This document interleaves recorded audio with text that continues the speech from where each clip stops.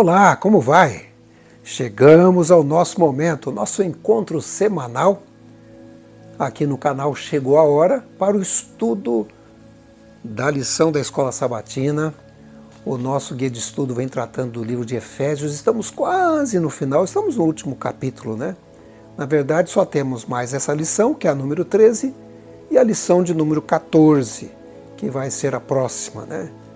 E aí? Vocês têm gostado do estudo, dos comentários do livro de Efésios? Um livro tão pequeno, mas muito rico em ensinamentos. E hoje é impressionante, também muito importante. E se vocês gostam desses assuntos, por favor, se inscrevam no canal, compartilhe, né? Deixe aí o seu like, o seu comentário, ative o sininho das notificações, para que mais pessoas sejam abençoadas também ao estudar a Bíblia Sagrada através do canal Chegou a Hora, tá bem? O título do nosso estudo de hoje é Lutando pela Paz. Lutando pela Paz. Como eu disse no programa anterior, a gente vai continuar estudando Efésios capítulo 6. Exatamente, a gente começou a semana passada, vamos repetir algumas coisas, né? O capítulo 6, dos versos 10 até o verso 20, mas agora, na lição de hoje, o autor foca mais na questão das armas do cristão, as armas espirituais, não é? Mas antes do nosso estudo, vamos fazer uma oração, vamos orar. Querido Pai Celestial, louvamos o Teu nome porque o Senhor é bom e Sua misericórdia dura para sempre. Te agradecemos por Tua palavra, a Bíblia Sagrada, e os ensinamentos que ela contém. E agora que vamos estudar o livro de Efésios, continuar o nosso estudo, por favor, abra nossa mente para a compreensão e entendimento. Que possamos ter sabedoria vinda do alto e a iluminação dada pelo Espírito Santo. É o que te pedimos, em nome de Jesus. Amém. Bom, a lição começa falando de um livro, um clássico, na verdade, um clássico cristão, um livro chamado O Peregrino, escrito por um escritor cristão chamado John Bunyan. Mas quem é que foi John Bunyan? O que torna esse livro chamado O Peregrino tão especial? Eu não sei se você conhece, se você já leu, eu tive a oportunidade de lê-lo. É muito interessante, realmente é muito interessante. John Bunyan nasceu na Inglaterra no dia 30 de novembro de 1628 e morreu no dia 31 de agosto de 1688. Bunyan foi um escritor e pregador cristão batista.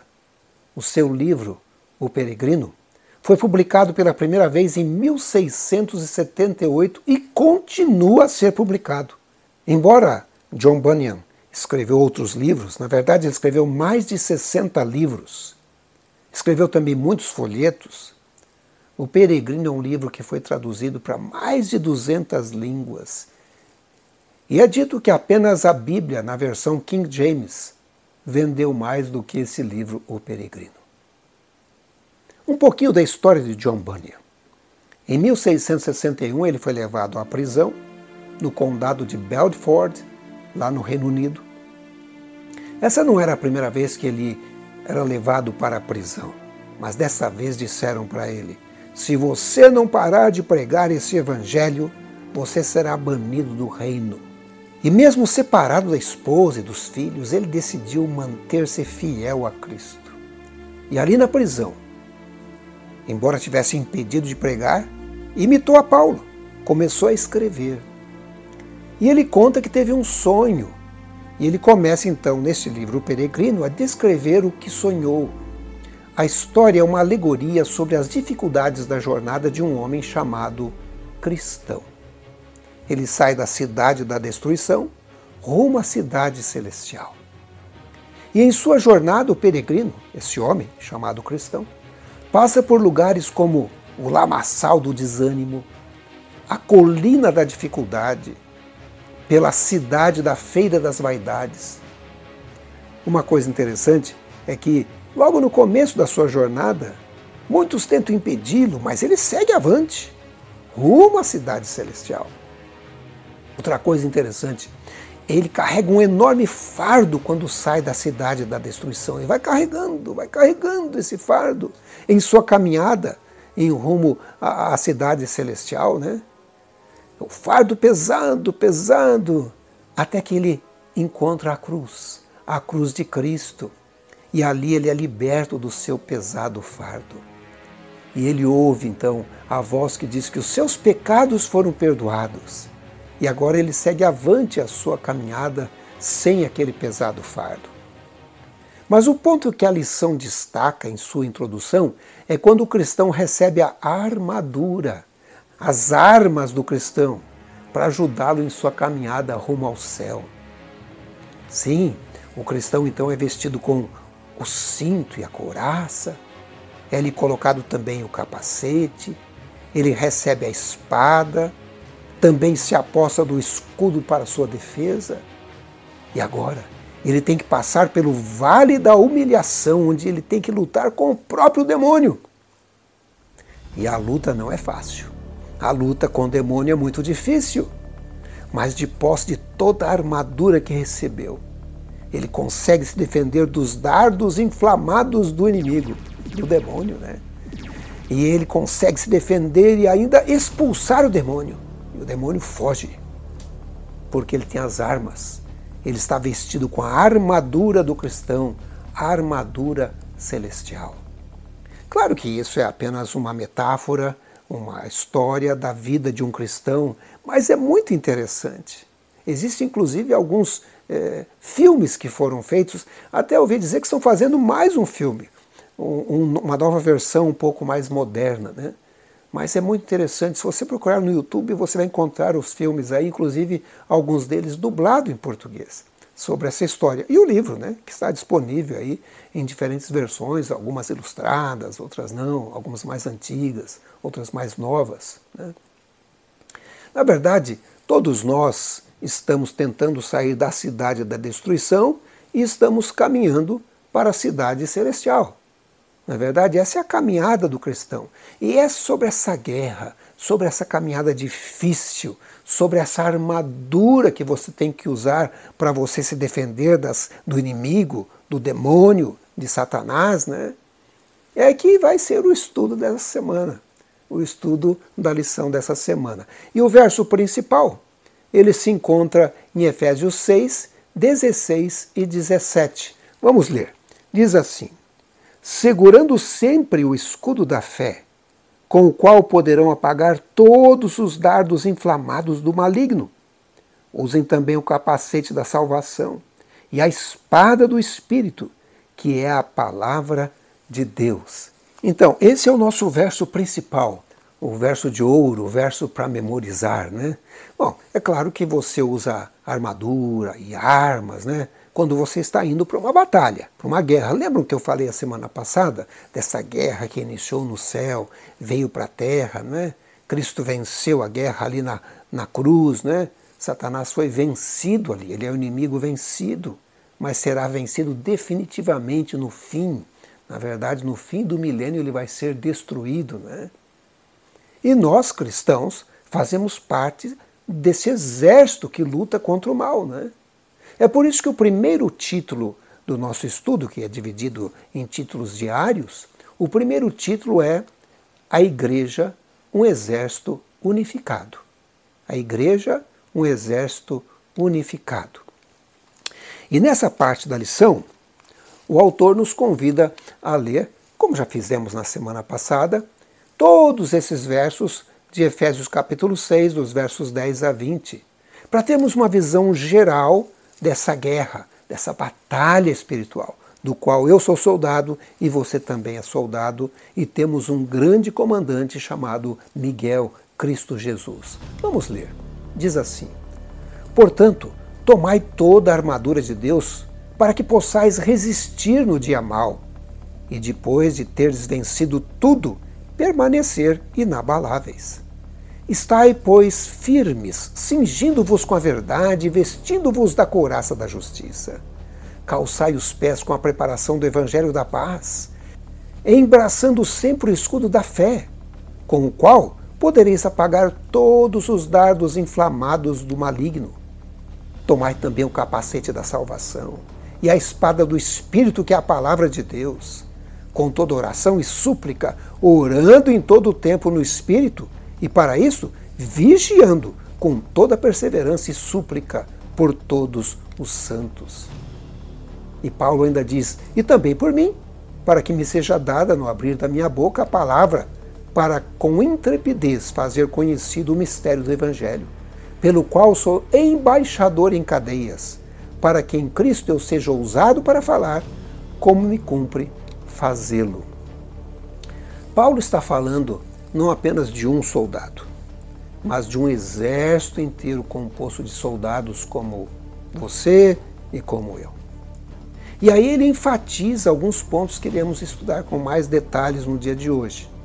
Por exemplo, veja, ele enfatiza algumas coisas. Primeiro, em Efésios 6:10 ele diz, sejam fortalecidos. É uma ênfase no conjunto, no exército, no grupo todo, né? Sejam, está no plural. Depois diz, vistam-se com toda a armadura de Deus. Não é uma pessoa se vestir, vistam-se. É o exército todo, é a igreja como um todo, são os cristãos como um todo. Depois ele diz em Efésios 6:11, para poderem ficar firmes.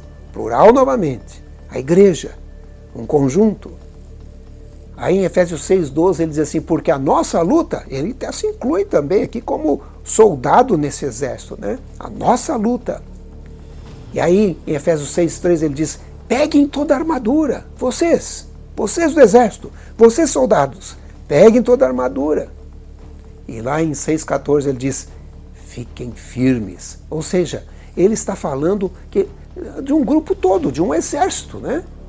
Muitas pessoas, ele usa o plural. Ele está falando para toda a igreja, para todo o exército de Deus. Esse exército que luta nesse conflito contra o mal, que luta contra as forças do mal.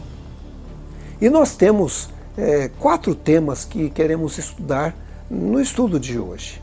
O primeiro deles, a igreja está envolvida no conflito cósmico, com a missão de proclamar o Evangelho da paz. Nós vamos falar mais sobre isso, Evangelho da paz. Um segundo ponto, não estamos lutando sozinhos nessa batalha. Estamos lutando no Senhor e em sua armadura. A gente tem ajuda celestial, ajuda do alto, né? Terceiro ponto, não estamos lutando como guerreiros solitários, mas como o exército de Deus, o seu povo. Ou seja, existe um grupo de pessoas que lutam contra o mal, querem ficar do lado do bem. E quarto ponto, não estamos travando uma batalha sem fim e incerta, mas uma batalha que já tem um desfecho certo. Na cruz, Deus conquistou a vitória sobre o pecado, o mal, a morte e Satanás. Ou seja, a vitória é certa, a gente já sabe o final. E nós estamos aqui juntos, lutando nessa guerra. Nada de ficar lutando individualmente, não faz sentido. Seja parte do exército. Tem gente que pensa em sair do exército para vencer. Não, fique no exército. Lute por ele, lute com ele. Quando a igreja trabalha unida, todos os membros, junto com a liderança, junto com o pastor, junto com Cristo, a igreja vence, prospera. A gente vê igrejas prosperando aí. Igrejas que têm um bom edifício, igrejas que têm um bom número de membros, uma igreja que trabalha pelos outros, uma igreja feliz, uma igreja animada. Às vezes não tem um bom edifício, mas a igreja é animada e faz um trabalho maravilhoso na comunidade. Mas acaba conseguindo uma série de coisas, não é? E usando essa metáfora da igreja, Ellen White escreveu o seguinte no livro Obreiros Evangélicos. Ela diz assim, nem todos que entram para o exército chegam a ser generais, capitães, sargentos ou mesmo cabos. Nem todos têm o cuidado e a responsabilidade de dirigentes. Há duros trabalhos de outras espécies para serem feitos. Uns devem cavar trincheiras, construir fortificações, outros ocupar o lugar de sentinelas e outros ainda levar mensagens. Conquanto haja poucos oficiais, são necessários muitos soldados para formar as linhas e fileiras do exército. Todavia, o êxito depende da fidelidade de cada soldado. A covardia ou a traição de um só homem pode produzir a derrota do exército inteiro. Portanto, vamos pegar nossa armadura, não é? Vamos vestir a armadura completa e fazer parte desse exército de Cristo. Lutem unidos. Nada de lutar separado. A união faz a força, não é? Estar desunido, desligado do exército, não vai tornar você mais forte. Tem gente que tenta separar-se do exército, criar uma outra coisa, um outro corpo de membros. É muito triste a gente ver pessoas se desgarrando do exército de Cristo, né? E partem para a luta sozinhos. Começam tudo de novo. E fora do exército, e quase sempre sem as ordens do grande general, Jesus Cristo. Bom, vamos iniciar então o nosso estudo das armas. As armas que estão descritas aqui em Efésios capítulo 6. Os dois primeiros itens da armadura são cinto e couraça. Cinto e couraça. Então vamos ler já aqui o texto de Efésios capítulo 6, 14, onde diz: Estai, pois, firmes, tendo cingidos os vossos lombos com a verdade e vestida a couraça da justiça. A couraça da justiça. Vocês sabem, os soldados usavam assim uma armadura ou couraça para proteger assim os órgãos vitais, né? O coração, o abdômen, né? Porque a luta era renhida, a guerra, né? Tinha empurrões e a luta em si, não é? Proteger de uma espada, de alguma lança, de alguma coisa, né? E de forma análoga, os crentes também devem experimentar a proteção espiritual oferecida pelo dom divino da justiça. Por isso que é chamado a couraça da justiça. E Pedro, falando em 1 Pedro 5,8, ele diz assim: Sede sóbrios, vigiai, porque o diabo, vosso adversário, olhe quem é o adversário na guerra, o diabo, anda em derredor, bramando como leão, buscando a quem possa tragar. Então você tem que se defender desse inimigo, desse adversário, né? No livro Maravilhosa Graça, Ellen White diz: devemos colocar toda a armadura e então permanecer firmes. O Senhor nos honrou ao os escolher como seus soldados. Portanto, lutemos por Ele com coragem, agindo corretamente em toda transação. Ponham como couraça essa justiça divinamente protegida, que é o privilégio de todos usar. Isso protegerá a sua vida espiritual. E ela segue dizendo: todos que se vestiram da justiça de Cristo estarão perante Ele como escolhidos, fiéis e leais.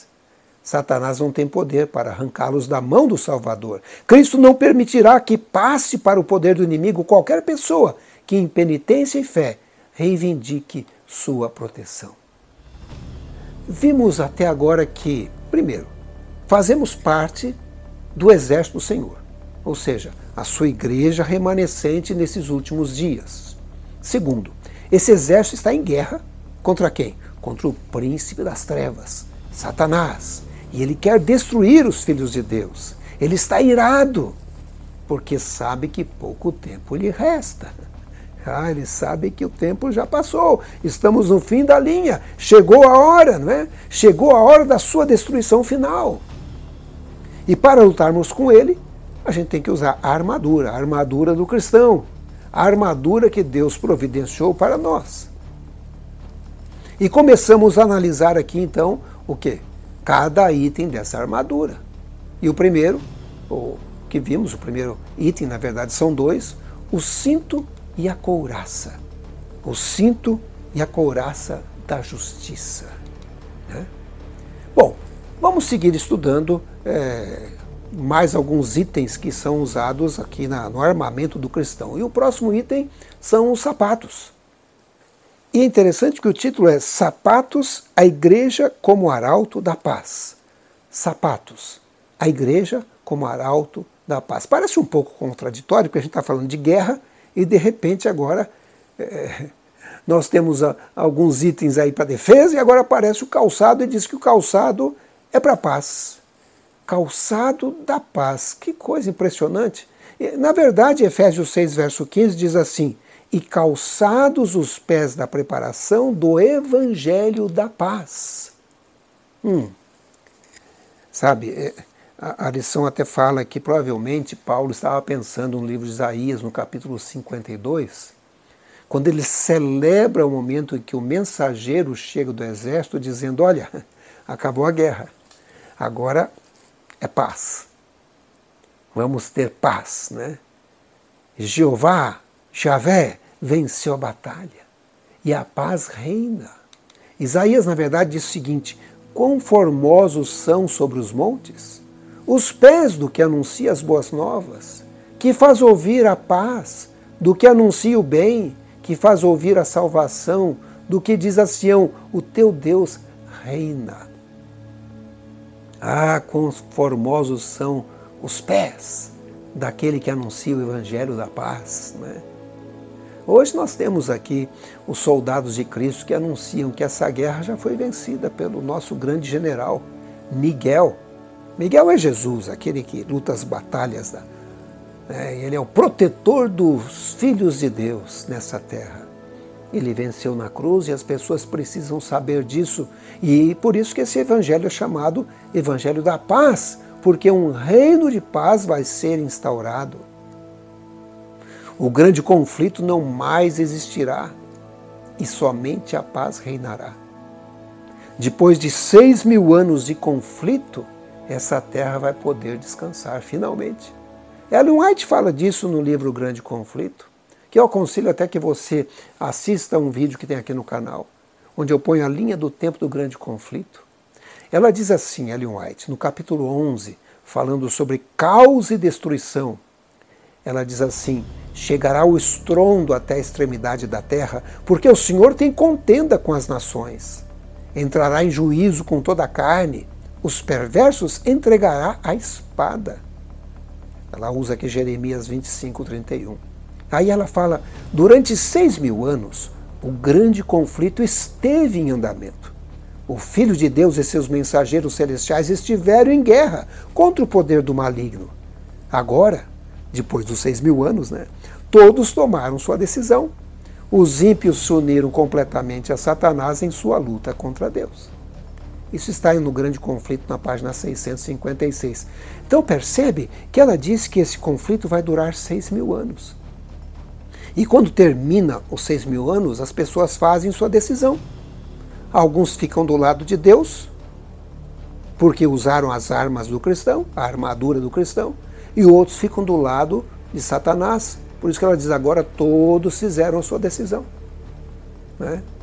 Os ímpios se uniram completamente a Satanás em sua luta contra Deus, mas os outros se reuniram ou se uniram a Deus para morar num reino de paz. Ela ainda fala no capítulo 41. Durante 6.000 anos, a obra de rebelião de Satanás tem feito estremecer a terra. Ele tornou o mundo como um deserto e destruiu as suas cidades, e a seus cativos não deixava ir. Durante 6.000 anos, o seu cárcere, o sepulcro, recebeu o povo de Deus e ele queria manter os cativos para sempre. Mas Cristo quebrou seus laços, colocando em liberdade os prisioneiros. Isso está na página 659 e 660 do Grande Conflito. Percebam que durante 6.000 anos a rebelião está aqui nesse planeta, E Satanás tem destruído as pessoas, mantido na prisão da sepultura, mas agora Cristo quebra os laços depois dos 6.000 anos e liberta os prisioneiros e traz a esse povo que ele libertou a vida eterna. Não vai haver mais morte, não haverá mais pranto, não haverá mais dor. Mais um texto de Ellen White, agora no capítulo 42. O título do capítulo é A Vitória do Amor. Agora falando também do milênio. Ao final dos 1.000 anos, Cristo volta novamente à Terra. Porque aquela semana cósmica, milenial, São 7.000 anos, 6.000 anos de pecado, 1.000 anos no céu, quando os salvos estarão na Nova Jerusalém, e finalmente, no final do 7º milênio, é destruído o mal e é construída uma nova terra para a morada dos salvos. E ela diz assim, a obra de ruína de Satanás está terminada para sempre. Durante 6.000 anos ele realizou sua vontade, enchendo a terra de miséria e causando tristeza em todo o universo. Agora, depois dos 6.000 anos, as criaturas de Deus estão para sempre livres da presença do maligno e de suas tentações. O grande conflito terminou. Terminou quando? Ao final do 7º milênio, ou ao final dos 6.000 anos, mas ao 7º milênio, quando vai ser destruído. Pecado e pecadores não mais existem. O universo inteiro está purificado. Está na página 673 e 678. Perceba então, nós estamos vivendo assim no finalzinho dessa linha do tempo. Muito próximo do final dos 6.000 anos de pecado. E Satanás sabe disso, porque a Bíblia diz que ele sabe que pouco tempo lhe resta. Como é que ele sabe? Porque ele sabe. Ellen White diz que ele estudou as profecias da Bíblia, que ele é diligente estudioso da Bíblia. E se você estudar, você também vai saber. Por isso que tem um canal aqui, o canal Chegou a Hora, mostrando que estamos vivendo no finalzinho da linha do tempo, nos últimos dias. Mas essa é uma boa notícia, Uma boa notícia. Muito em breve o povo remanescente de Deus será levado com ele e vai viver com ele na Jerusalém celestial. Essa é uma boa notícia no reino da paz. Por isso que é muito gostoso ouvir essa mensagem. É a mensagem de paz, afinal. A guerra está terminando. Em breve o reino de paz vai ser instaurado, O universo vai voltar a ter paz.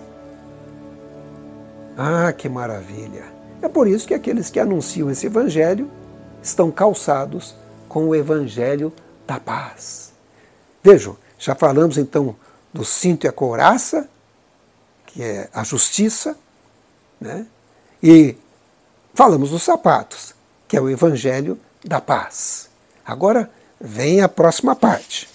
A próxima parte, na verdade, envolve 3 itens dessa armadura: escudo, capacete e espada. Escudo, capacete e espada. Vamos ler Efésios 6, 16, 17?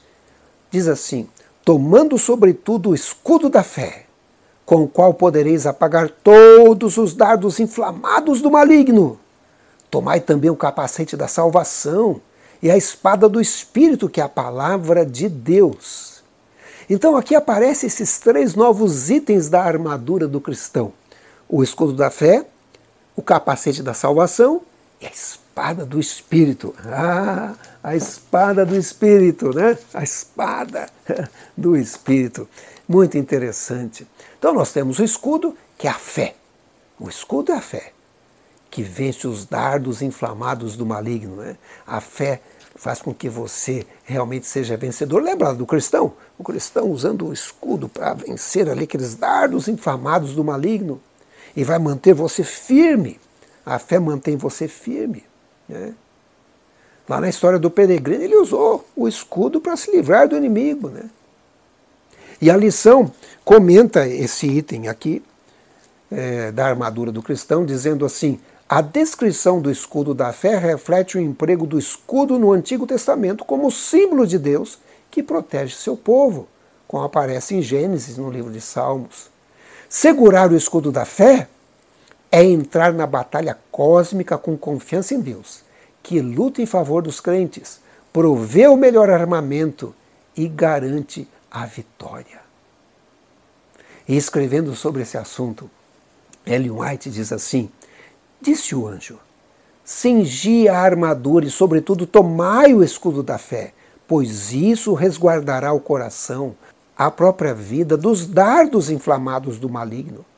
Se o inimigo puder levar os desanimados a desviar de Jesus os olhos, a olhar para si mesmos e ocupar-se com sua própria indignidade, em vez de considerar a dignidade de Jesus, seu amor, seus méritos e sua grande misericórdia, ele lhes tirará o escudo da fé e alcançará seu objetivo. E eles ficarão expostos às suas terríveis tentações. Os fracos, portanto, deverão olhar para Jesus e crer nele. Então exercitarão a fé. O outro item é o capacete.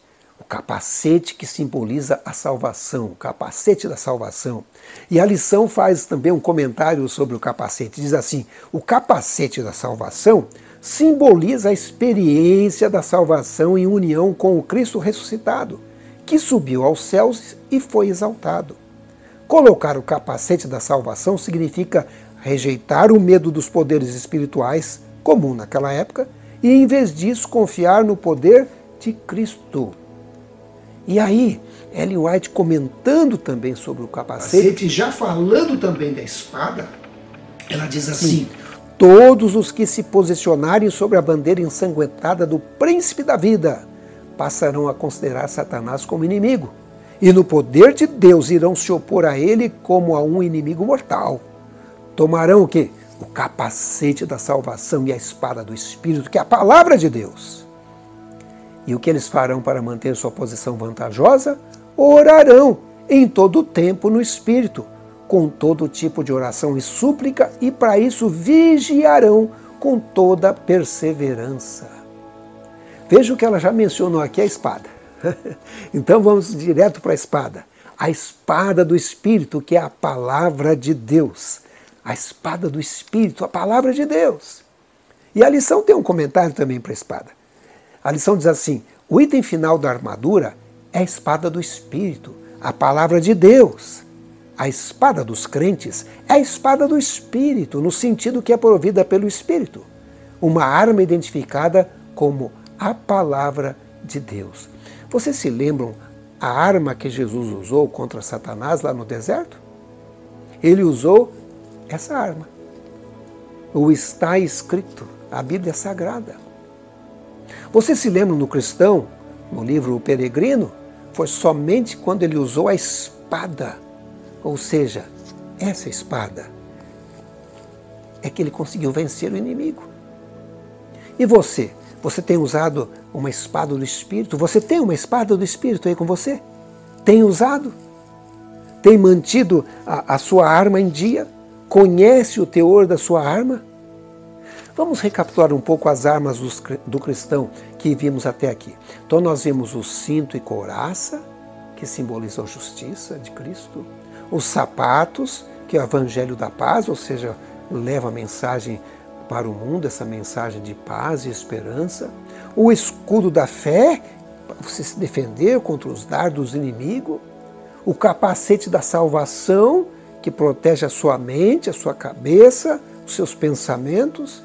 E a espada do Espírito, que é a palavra de Deus.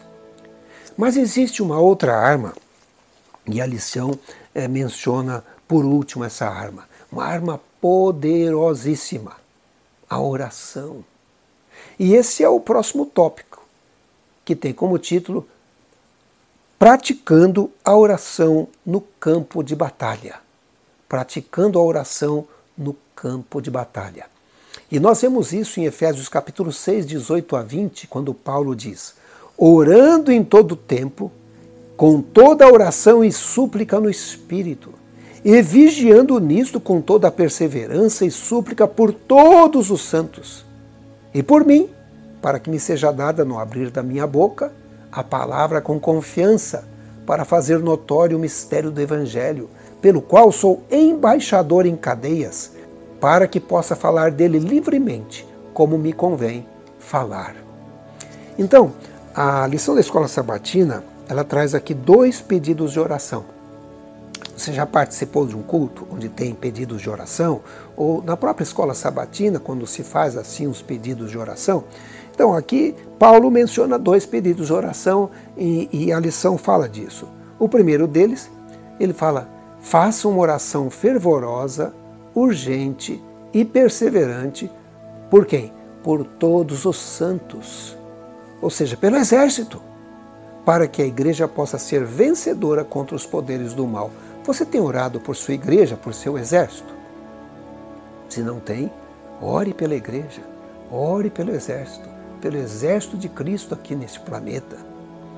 E segundo, ele pede que orem por ele mesmo, né? Para que Deus concedesse a ele a mensagem certa, para a pessoa certa, na hora certa.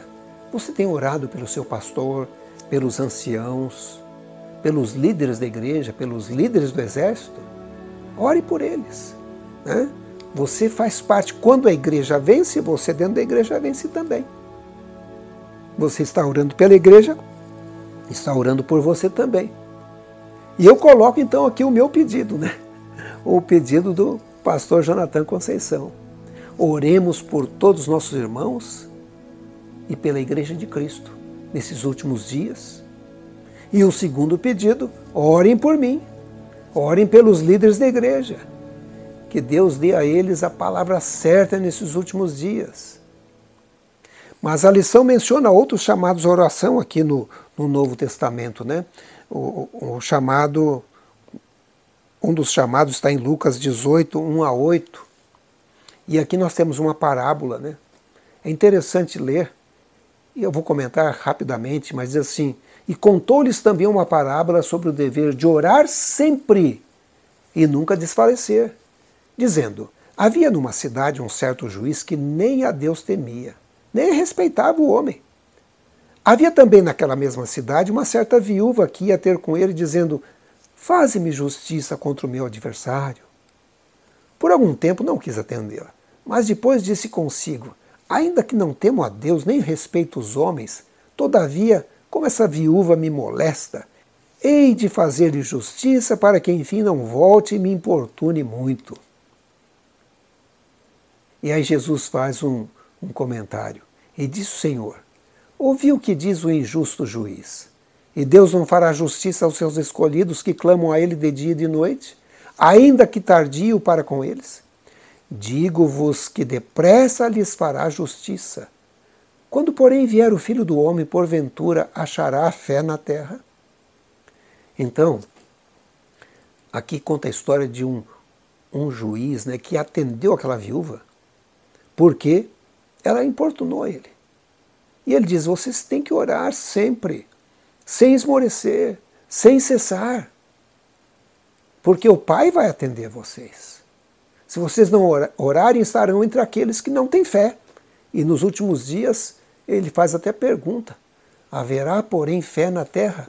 Existem outros textos aqui, é interessante ler também, eu vou deixar para vocês lerem, mas a oração fervorosa e constante dá a oportunidade para ouvirmos atentamente essas promessas, celebrá-las e agradecer a Deus os recursos da sua graça, as armas do cristão.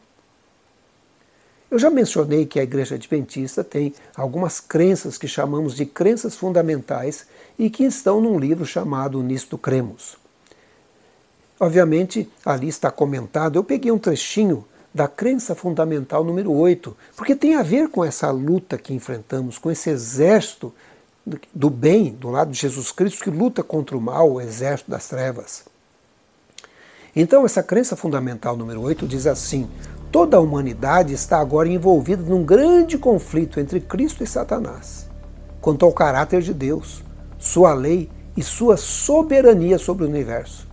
Esse conflito se originou no céu, quando um ser criado, dotado de liberdade de escolha, por exaltação própria se tornou Satanás, o adversário de Deus, e conduziu à rebelião uma parte dos anjos.